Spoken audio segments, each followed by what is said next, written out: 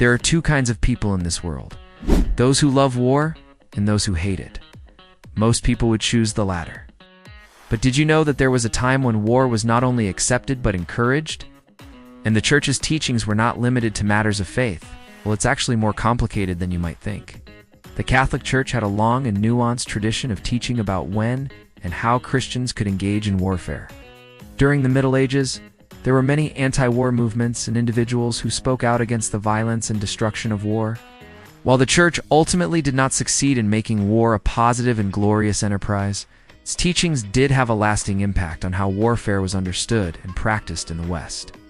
Do you think war can ever be justified, or is it always wrong? Let me know your thoughts.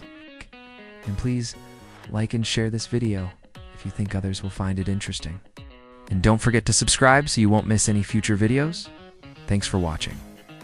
And even today, the Catholic Church has a significant say in the debate over war and peace. For example, the theologian and philosopher Thomas Aquinas had a lot to say about just war. He argued that war could be a just act if it was waged for a righteous purpose, such as defending the innocent or punishing the guilty. However, he also recognized the destructive nature of war and sought to limit its scope and brutality. His ideas would later form the basis for modern just war theory.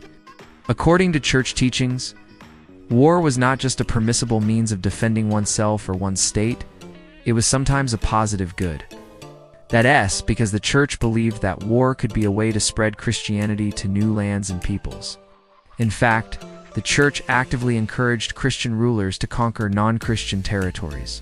For example, the Spanish conquest of the Americas was seen as a holy crusade to bring Christianity to the indigenous peoples.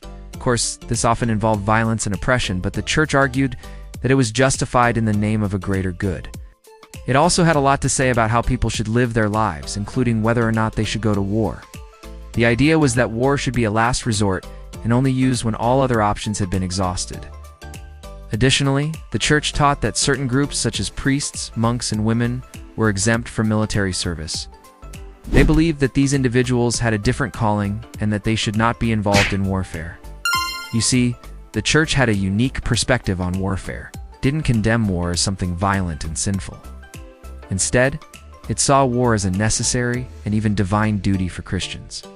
This may sound crazy today, but keep in mind that this was a time when feudalism and monarchical systems of government were at the height of their power. And these systems often relied on violence and conquest to maintain their authority.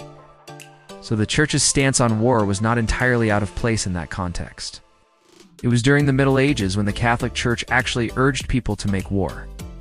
During the Middle Ages, the Catholic Church was immensely powerful. Its influence on European culture, politics, and everyday life was profound.